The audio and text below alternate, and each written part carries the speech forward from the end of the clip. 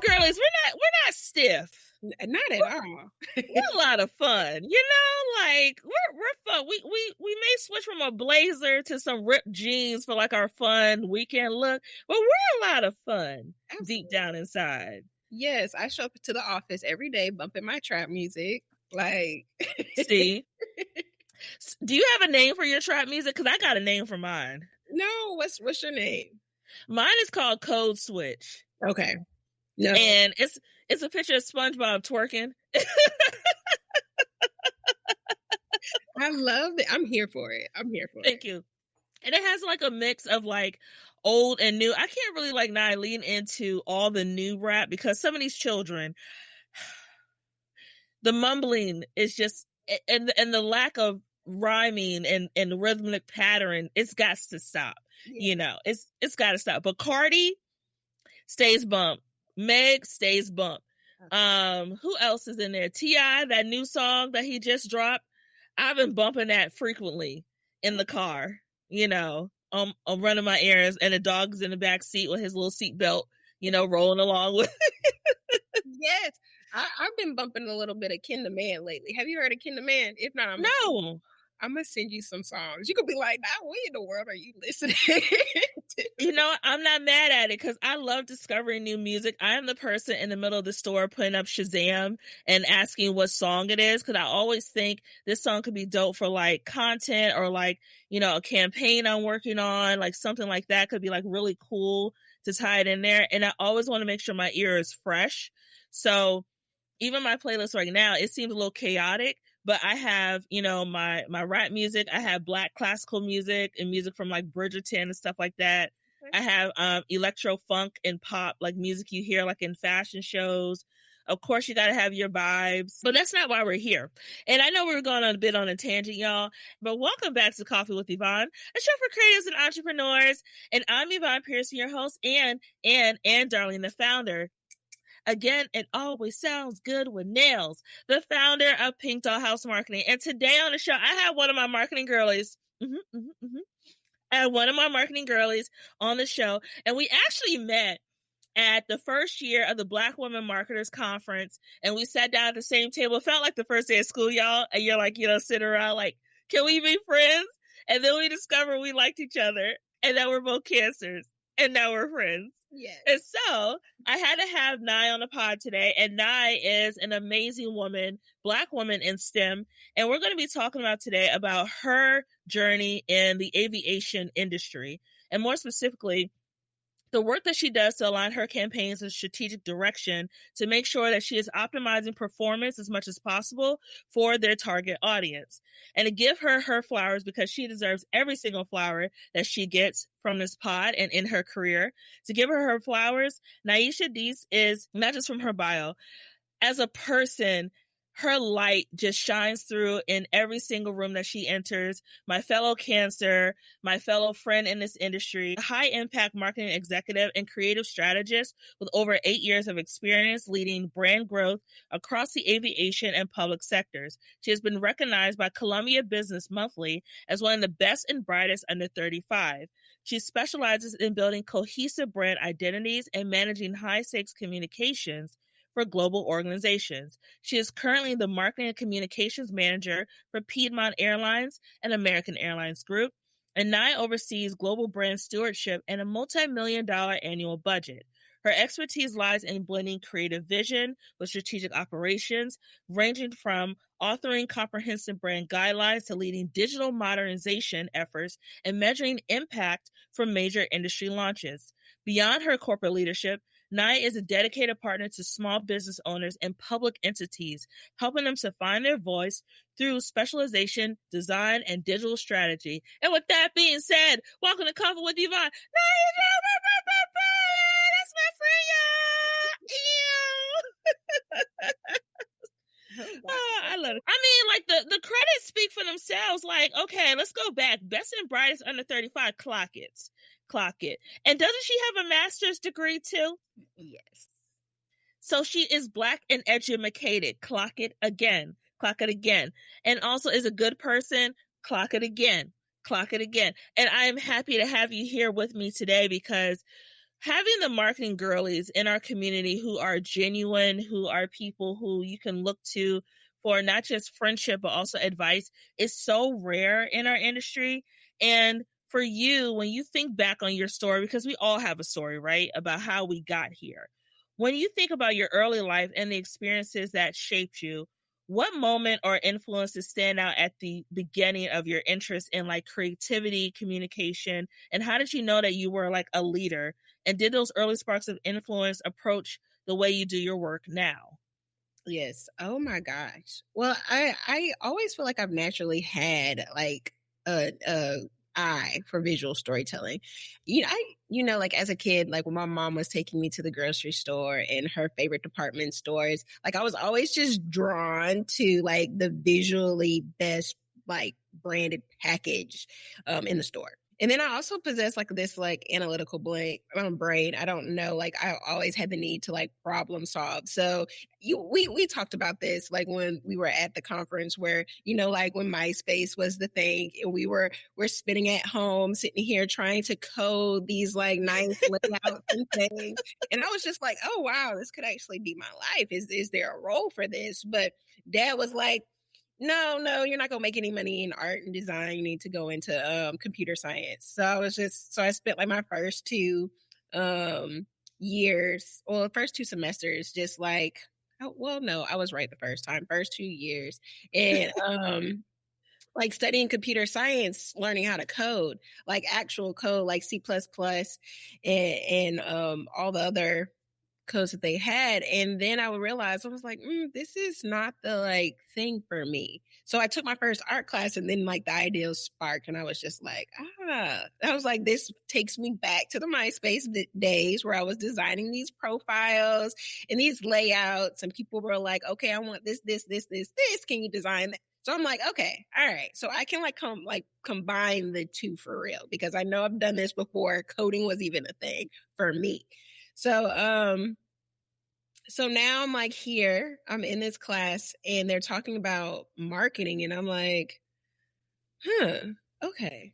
All right. Like I'm hearing about McDonald's and how they are researching the different markets and how they're positioning themselves as the fast food expert because they know what their markets want to eat. So now like fast forward, I'm in the public sector, like tapping into what our audience wants. So our audience wants to know what they want to do in the community. They want to know what opportunities are available as far as jobs, what opportunities are available as far as family friendly events and things. So I was just like, okay, I can use that same like process that McDonald's did, tap into what my audience wants and give them what they need based on what we're hearing.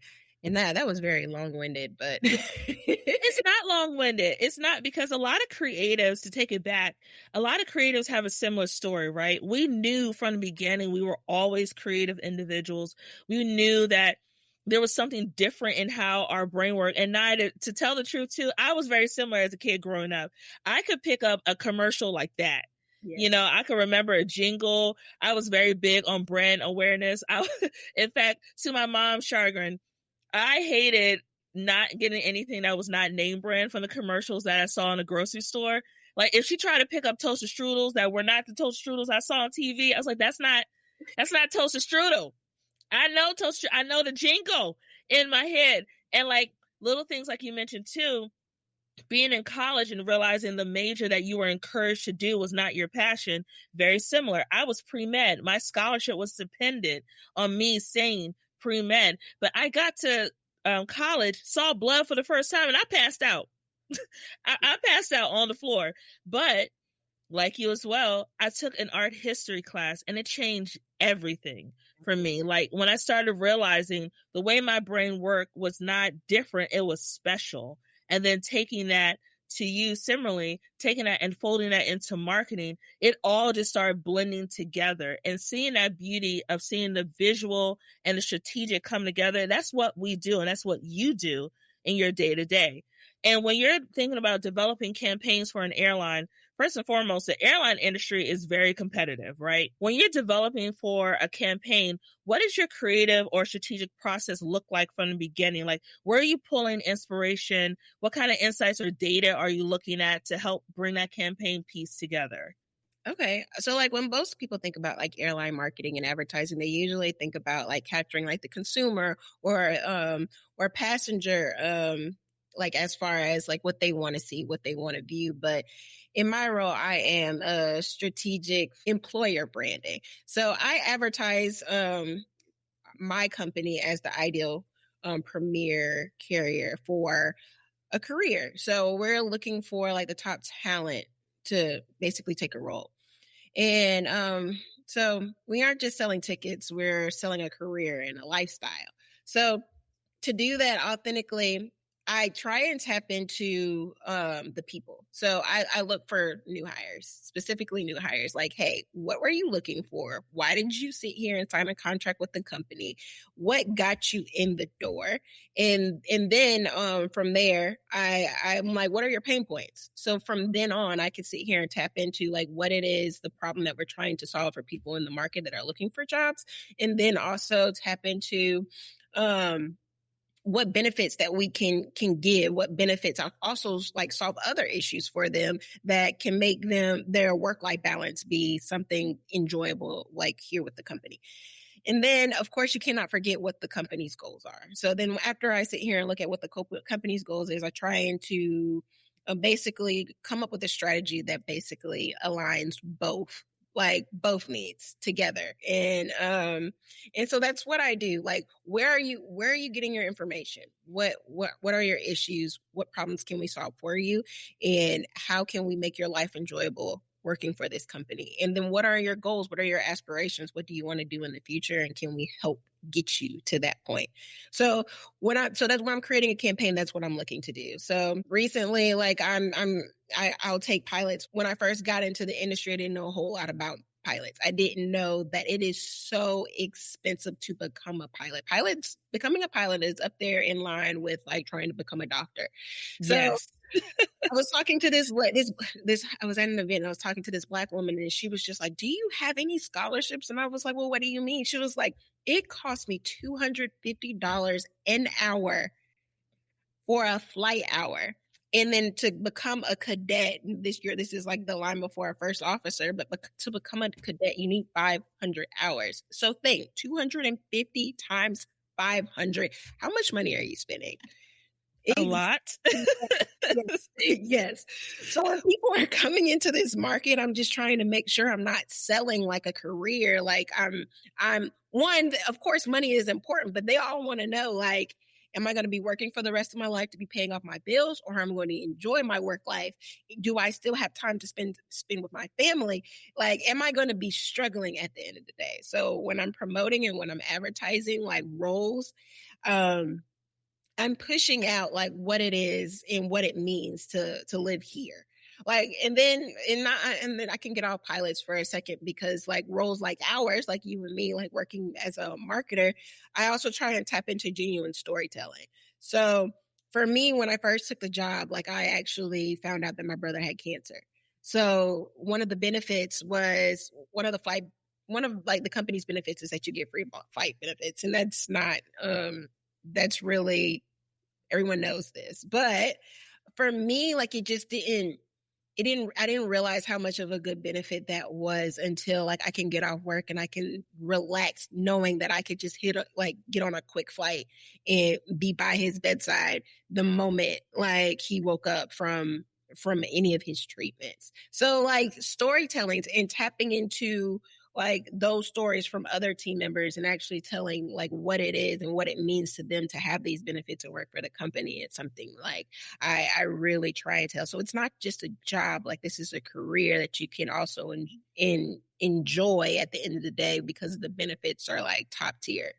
And I like the way you approach it. You approach it from a humanity standpoint, which, to take it back, like authenticity in marketing and campaign messaging is very popular right now. It should have always been the case in how we tell stories, but right now authenticity is the center. And what you did with telling your story about your brother who was, going through treatment at the time and being able to have those benefits to be at his side. Those are things a lot of times for women in creative fields or people who have families in like creative or various industries. It's very important to us to make sure we can still show up for those in need. And by you pulling from your own personal experience, you are then able to leverage that into your campaign storytelling. Another thing that was interesting too is telling the truth about barrier to entry. Like you mentioned, being a pilot is not cheap. As a girly who loves to travel and hates to fly, I trust them pilots. I have to trust them pilots with everything in me when that plane takes off and by the time it lands. And I need you to know what the heck you're doing. But in order to do that, like you mentioned, it's very expensive. What are some things that you would like to see in your industry, and this is just being very realistic, to help move the needle forward and creating more of that inclusion in the space to allow for people who want to become pilots to, start that journey? What's some of the things you would like to see? Oh, wow. Like, I would like to see more Black women take on pilot roles, to be honest. So there's this perception that just Black people in general, it's not like a career in aviation is not something that they think of. And honestly and truly, a lot of people don't think about a career in aviation just because it wasn't something that was at our fingertips. Of course, a lot of us aren't sitting here, have our uncles and grandpas who fly planes, and we can just go and get on a plane and go to Martha's Vineyard on like a fun afternoon. It's just not happening. So I say that to say, because I went to a conference last year, and it was called Sisters in the Skies, and it was a lot of Black women who are working at Delta, working at United, working at these major airlines. And I will never forget, this lady said that it's more likely for you to get struck by lightning than for you to have a Black female as a pilot. And I was just taken aback. I was like, oh, wow, are you serious? And I actually never really considered, like, I'm getting on these planes, I'm flying for work consistently every month. And to their point, I've never had a Black female pilot as like my pilot ever. So I was just like, wow. So like having these organizations like Sister in the Skies and shoot, even like Black women in marketing, like having these roles, telling people about our people about these roles are just huge, because like you just don't know like how you can just spark an idea and spark a light bulb in somebody's head. So that's honestly what I really truly want to see. So the woman who's sitting here talking to me at this event saying, hey, is there any funding? Because my flight hours is $250 an hour. They have organizations like Sister in the Skies where I can sit here and connect her to like, hey, you should look into this organization for that exact reason. And it's a difficult time, especially, with the current climate and how DEI is being rolled back from all these companies and organizations. And people are just scared to even sit here and say that they support these programs. But I strongly disagree with them. And I can actually proudly say that, because aviation is not an industry that you can just sit here and say, oh, I'm a part of the company or I'm flying because of a DEI initiative. And that's not true, because you have to get these certifications. You have to constantly take these tests. And it's not like, oh, one test is structured for one person. If you're not sitting here excelling, if you're not sitting here passing these tests, you're not in the flight deck at all. So I just feel like a lot of people talk like, oh, you're here because DEI. It's not. You got here because you deserve to be here and you did what you needed to do to succeed. And I want women, regardless of a financial barrier, to be in these roles. And I like the way that you said that, because it's very true. I've flown many a time domestically and internationally, and I could count maybe twice I've had a Black pilot. Not even a Black female pilot, a Black pilot. And other times when I'm flying, the main time I see diversity and inclusion is through the staff, right? Through the people who are checking me in at the counters or the flight attendants on the plane. I hardly ever see us actually flying the plane to the destination. And to your point, having organizations like you said, Sisters in Aviation, Sisters in Flight. Sisters in the Skies. Sisters in the Sky. Okay. Sis. Oh, that's cute. Sis. I get it. Okay. I'm back. But having organizations like Sis promote and amplify those industries is so important, because like Black women marketers, like the African American Marketing Association, you can't be what you can't see, and we can't get there unless we come together as a collective to help that next generation or person who's interested in the industry. Getting back to your point about DEI or inclusion and belonging, do you think that the pushes that are currently happening right now are harming the future growth in the industry? Because like you mentioned, people are just so scared to associate themselves with inclusion and belonging. Do you think that that's really holding back that progress? I honestly feel like any step back in any direction as far as pulling back DEI programs is a step back. Yeah, yes, honestly. But I can say, because of organizations like Sister in the Skies, and I'm not their spokesperson or anything. I'm just very proud to see what they've done. But they aren't taking a step back, regardless of how many people pull back funding and saying like, oh, we don't support this, we don't support that initiative. They're doing what they're here to do. They're here to support the Black women in taking a step forward and being what they want to be as far as a woman in aviation. So I went to the event and seeing women that are flight attendants, not because they want to be flight attendants, they want to be pilots, but this is how they're getting their foot in the door. I'm getting my funding from this organization. They're able to successfully fund a Black woman every step of the way to get every hour that she needs in order to take that test, get that certification, and do what it is that she needs to do to become that Black pilot.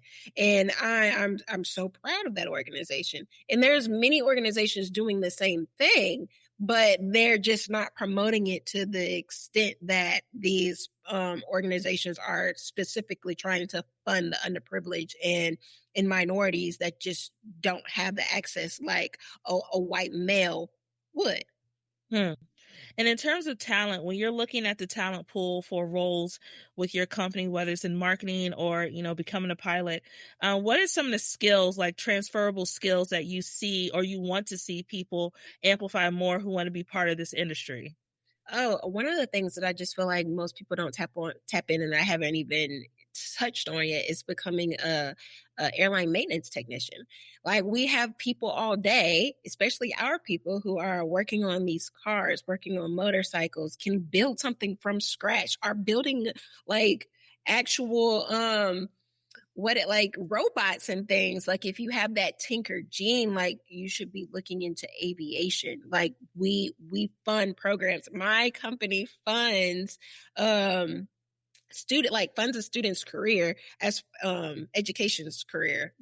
So basically, from day one, when they're like, oh, I want to become an A&T, we give them the funding and actually cover majority of all fees except for your books, where you can sit here and go through a 2-year course and complete not 2-year course, but 2-year program, and get that degree and become an AMT and immediately have a job right after. So you're not sitting here trying to apply. Like, once you get into that school and you have secured a scholarship from us, you are now officially employed. It's the day that you get your degree. I think that's one thing that should be promoted. Like, if you have skills to work on a car, you have skills to work on a plane. Now, I'm just saying, I'm biased, but I'm no mechanic. I have no tinker gene in me. But most people who do have who are mechanics, I'm like, oh, I could do that. I'm like, yes, at least try it. At least join, take a few classes, go to a school that may have some aviation courses, and just see if it's something that you would be interested in doing. And are there any areas you would recommend? Like, is it nationwide that they can do this? Are there specific areas that specialize solely in like the aviation market, like where you are in the South? There are several schools that provide aviation coursework and classes, but like you said, it depends on locations. I know of the few courses. I know of a few colleges and universities that offer programs like on the East Coast. I'm not really familiar with out West but there are a few, specifically like in Virginia, in the DC area. I know Maryland Eastern Shore is trying to get together an aviation program for people who are interested in HBCUs. So they're popping up everywhere, but at the same time, if it's not something that you've been exposed to and know anything about, it may go overlooked. Okay. And if you are currently in school right now, say you're in undergrad and you're getting more like an engineering or some kind of degree like that, can that be transferred over to your industry as well? Do you need like additional certification on top of the degree, or can you go like straight into corporate? So, into corporate as far like outside of maintenance. So yeah. In corporate, yes. So corporate, like there isn't any special certifications depending on what role type. So like we're not different than any other corporate company. So if there's like a specific certification that you need for an IT role, then yes, you probably still need that IT certification. But as far as like marketing, and to become in finance, there's different roles for every field and we got a place for everyone. So no, you don't have to have any specific industry knowledge to work a role in aviation. Okay, I think that's really good to know, because as someone who works in science, like I work in chemistry in my full-time role, I thought I had to be a scientist to work in this space. And every person I met, for a majority, ain't none of us got a science background. We just have a passion for the industry that we work in. And I think sometimes, that's what holds people back from trying something new. They think, oh, well, I don't have a background in this field. They're not going to want me, or I shouldn't apply. A lot of times you cannot say you can't do something until you try it, right? And you never know, because like for me, I thought I would be the most bored in my life working in chemistry. I'm having the most fun I've ever had working in this space. And I think when people, especially us as a cultural collective, think outside the box in terms of what is normalized as a career, we end up finding our actual passions and end up moving the needle forward for changing what that industry can look like. Exactly. So like for instance, for me, I grew up in Columbia, South Carolina, and most people know that Columbia doesn't have any corporate offices. So for me to sit here and be working for aviation and working in this industry just wasn't a thought for me. So if you were to tell little me that I would be here right now, I would tell you that you were lying.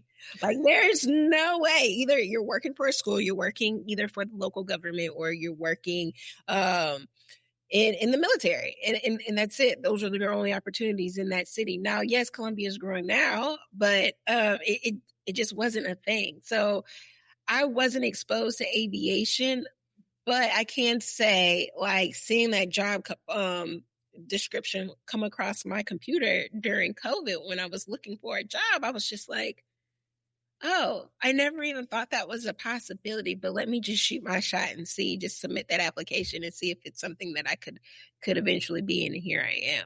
So, and honestly, that was the best chance that I ever even took, because I enjoy this industry. It's so fun.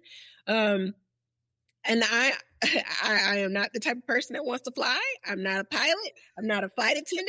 Like that's just not me. But to see that I can sit here and advertise and do what I do like best and what I enjoy, working in an industry where I don't have to fly and be responsible for other people, I'm all for it. I love that. And it's so real too, because a lot of us, like, we were all sitting on our computer trying to figure out if we wanted to tap into something new. And like you said, you saw the role, you shot your shot, Kobe, and it went in and you got the job. And thinking about too, moving away from us as a community, but thinking about being a woman in this industry, there was a moment during a conference in which, you mentioned that you go to conferences sometimes and you're one of the few only women in the room at that moment. How does it feel sometimes to carry that weight of knowing that, you are the representation in your industry for women in STEM or in the aviation field? Yeah.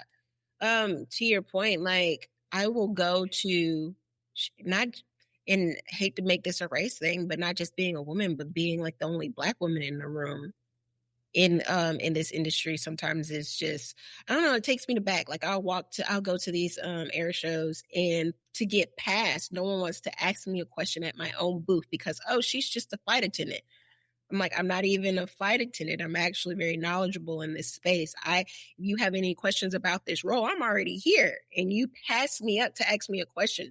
But I went and I met a pilot, I would say not last year, but the year before at Sun and Fun. And this same pilot came at went around the other recruiters to shake my hand to let me know, like, I remember you from last year, and I wanted to let you know that I'm starting at your company in a month. In my first day in the program, and I'm not even going to be a cadet, I'm going to be a first officer. And I remember your face, and I just wanted to make sure I came and shook your hand, because the conversation that I had with you made me realize, like, okay, like, there's no doubt about that. I want to sit here and work for your company. So I'm just like, wow. Like, so I just want to say, like, even though, like, in this space with my journey in the aviation, I just want to let the next generation just know, like, it doesn't matter who you are, what color you are, what background you have. This is a space that you could be in. And at the end of the day, if you know your stuff, just like me, I got 2 degrees, you said it, hey, I can sit here and tout it. I know my stuff, and I know I deserve to have a space at the table. So, and even if you don't think I am, it doesn't matter to me, because I know whatever is next for me, God has a space for me at the next table. So, I mean, whatever happens, happens. I know I'm supposed to be where God wants me to be. And I love that you said that, because a lot of times I hear from other women and women of color and Black women that sometimes they're trying to make us feel small in those spaces. And it's when you have the most confidence in those rooms, because you that girl when you walk in. And while they may be overlooking you because they thought you were a flight attendant, or in my case, being like an assistant or something, the moment you have that moment of validation of that man coming around everyone to shake your hand validates the impact of your career and what you do for a living. And it's just so, I think, necessary for people to hear that, because as small as they try to make us feel in those spaces, we're sometimes the most experienced person at that table. But when you don't take the chance to even talk to us or listen to our personal experience, you miss out on that key information and relationship we could be building, because you overlook me from my appearance. Yeah, absolutely. And you know what? And I think now that we're coming to the end of the interview, all right, if you were to envision, because now aviation has not just, flown around the world, right? We're starting to go into space, which I don't know if I'm okay with that, because I can't do it. I don't think I'll be going to Mars or the moon. But when you envision the next wave of aviation for women of STEM, for Black women in STEM, how far do you think we're going to go? Do you see us going to the moon and amplifying awareness there? Do you see us building campaigns that are focused on aviation tourism to space? What do you see coming next? Oh, wow. That's a huge question. Honestly, I feel like there's so much, especially with AI coming into play and with new technological advances coming into play. So I do see us in different spaces. I do see us taking the tools that we have as professionals and helping build whatever it is, wherever we're going next. So I don't know what that looks like. I don't know, but I just know it's coming, and it's better to be prepared than not be prepared. And if you're not using AI, I'm sorry, you're probably going to get left behind. So just look at it as an opportunity to grow your skill sets, to add value to who you are as a person, and just be ready. And you're exactly right. AI really across industries, it has a presence, right?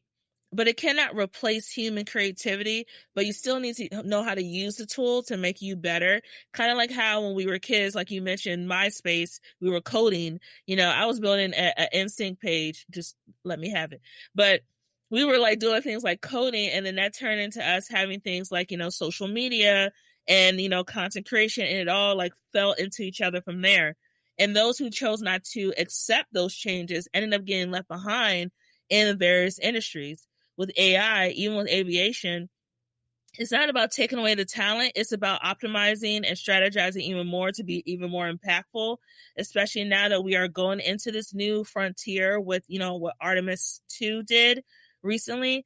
I can see the aviation space really going into space tourism and starting to promote, short flights to space, or having cool hotel packages where people can go to a space shuttle or something like that.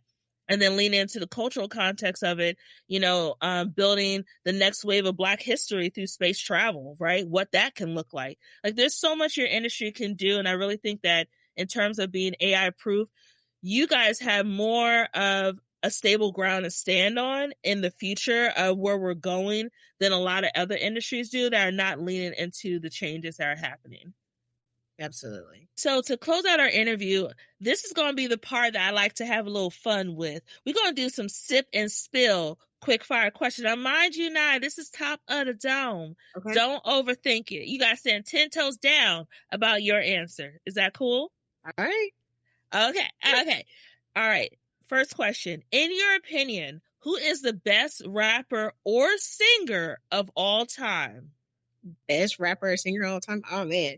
Can I have two? Can I say like my answer for a rapper? Yes, you can. Yes. Personally, I'm a J. Cole fan, like 10 toes down. Okay. Coco Jones. And the reason, yes, well, both of them are from the Carolinas. So South Carolina born and raised. I know North Carolina, and I'm living in North Carolina right now. So like I support the two. I love them. And the reason why I love J. Cole is because he is, oh my gosh, he's so good at storytelling for the girlies who are in marketing and advertising, and we understand like the importance of storytelling. He does a really good job of like capturing what it is that he's trying to convey in whatever song that he's doing. I don't know if you guys recently heard like his newest album, but he has a song talking about Biggie and Tupac, the relationship between the two, and he made me feel like I was there in the moment, like I was there during the argument, him getting up on stage, fussing, y'all get it. If y'all seen, if y'all watch documentaries and listen, or even watch the movie, like you kind of understand what he's trying to convey in his song that he did. So I love J. Cole. And then Coco, oh my gosh.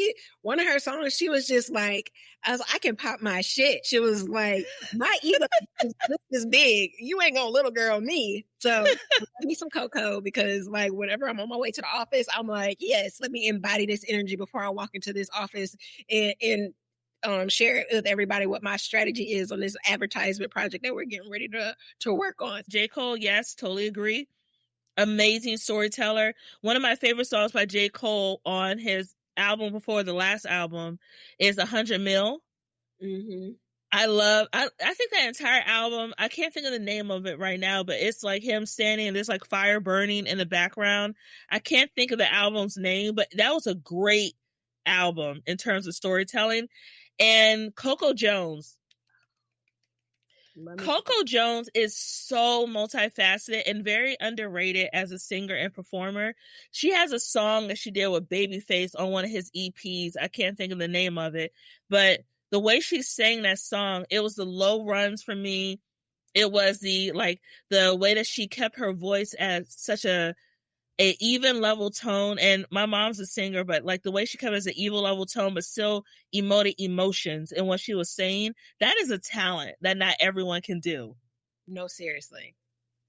Oh my gosh. Her range, her pitch, like yes. It's so good. And also because she's a chocolatey Black girl. I love to see a chocolatey Black girl doing a thing. We're like, ooh, yay. Okay, next question. If you could live in any city for a year, it does not have to be the United States. It could be anywhere in the world. Where would you live and why? Honestly, I would have to move up there with you to DC, because I guess it's tied between DC and Dallas, but I would say DC because of like it's historically opened so many vital doors for people of color.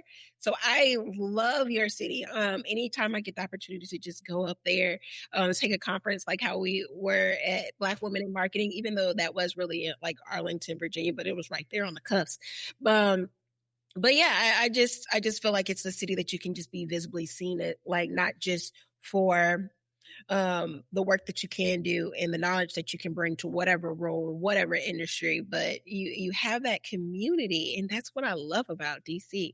And then Dallas, like, I'm in the aviation industry, so Dallas is where my company's headquartered, so I could see myself going there. And plus, like, I came from Columbia, South Carolina, so seeing like how the quality of life and And the cost of living is like a huge factor for the Dallas area, because like Charlotte is getting expensive. And I know DC is expensive too. Oh, so, yeah, we're expensive over here.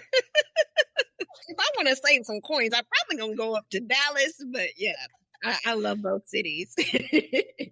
And you know what? You're right, because the DMV area, and we call it the DMV 9. Now, we're not being shady. Baltimore's our cousin on our daddy's side. Okay, so we cool with her.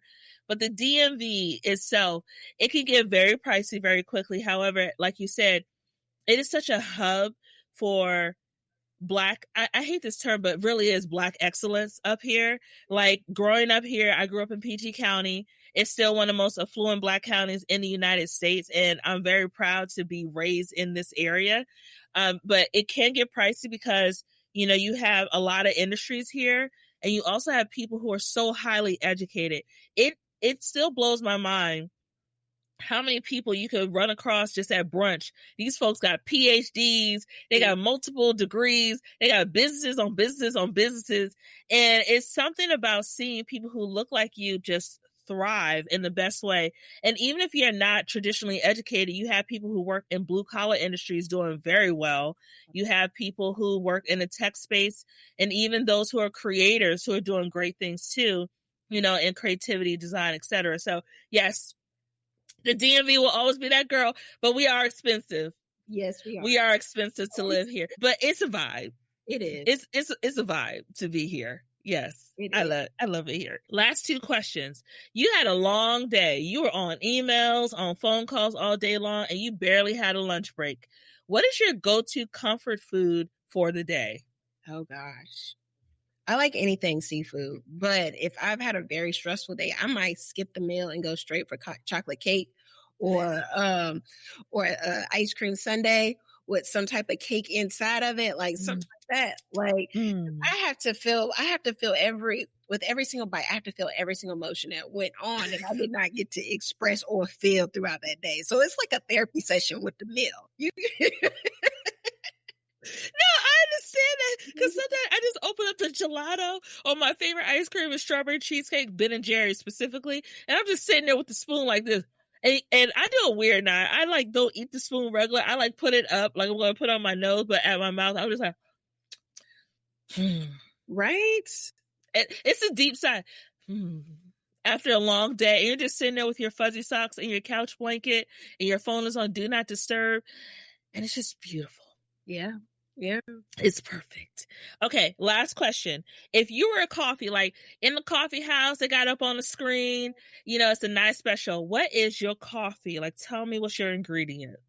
Oh, I am an iced vanilla latte with a shot of espresso. Smooth, highly curated, beautifully presented, but, you know, with enough energy to keep, you know, the advertising going, keep building up that resume with, you know, strong corporate girly, but yeah, I'm overdoing it, but you know what I mean. No, you're good. I love that, because you know you gotta be your own shot of energy. Period. Tucks hair behind ears. Okay, thank you, because mine's is tied up today, so we're just gonna invisible tuck. Thank you so much for joining me for coffee today. How can people find out more about you and the work that you are doing? Oh gosh, you can follow me at Dease, Nyedease on all platforms. Okay, Brandon. See, that's consistency, y'all, because we don't need at our big age. You can follow me at Big Up, Big Down, keeping a real gangster, you know, handle. I'm not doing all that. We're grown. We're grown. Keep it simple. Yes. Well, I hope everyone enjoyed today's chat. Don't forget to follow Coffee with Yvonne on Threads and Instagram at Coffee with Yvonne. For my personal account, you can find me cutting up in my real life who I am in the day-to-day. Okay, unfiltered. You can find me on Instagram and TikTok, aka the Clock app, at Yvonne_creative marketer. To learn more about me and my business that I own, that I pay taxes on. You can find me at Pink Doll House Marketing. To check out my website, you can go to pinkdollhousemarketing.com, and on Pink Doll House Marketing on Instagram. You can slide into my DMs. That's cool. And creators, I'm going to keep saying this every single week until you get it. Don't forget to keep showing up, keep creating, and that your voice matters. I cannot wait to chat with you soon on another episode of Coffee with Yvonne. Okay, bye! Yay! You did Coffee so with good! Yvonne is produced and edited by Yvonne Pearson. Coffee with Yvonne is created by Pink Dollhouse Marketing. You can catch the latest episodes by subscribing to Apple Podcasts or wherever you get your podcasts.